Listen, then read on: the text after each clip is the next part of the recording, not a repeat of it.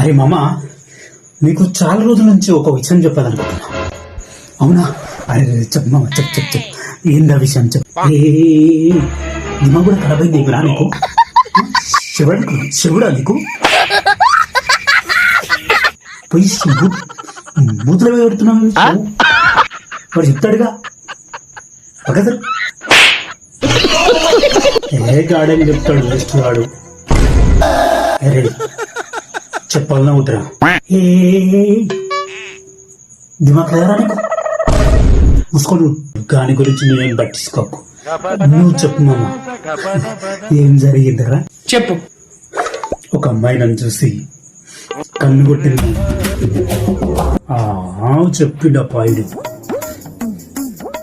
జర చెప్పు అంటే తప్పుడుగా చెప్తున్నాడు. ఒక అమ్మాయి నుండి కన్ను కొట్టింది. అరే నాకు చాలా మంది అమ్మాయిలు కళ్ళు కొట్టారు. నేను ఎవరికైనా చెప్పుకున్నానా? ఎవరురా నువ్వు? నేను ఎవరికైనా చెప్పి ఎంత టాలెంటెడ్ ఉన్నావు? ఆడు చెప్పుడు మీరేండ్రు.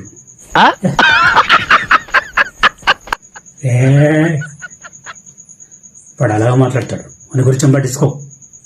కన్ను కొట్టిన తర్వాత ఏం జరిగింది మళ్ళీ. అవును మామ, వాని గురించి ఏం పట్టించుకోకు. తర్వాత ఏం జరిగింది మామ? కన్ను కొట్టిన తర్వాత ఏం జరిగింది?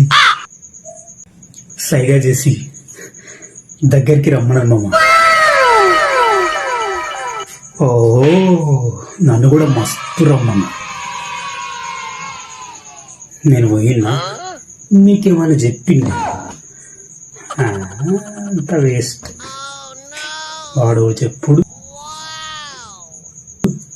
ఎర్రి పుష్పాలంతా ఇల్లు.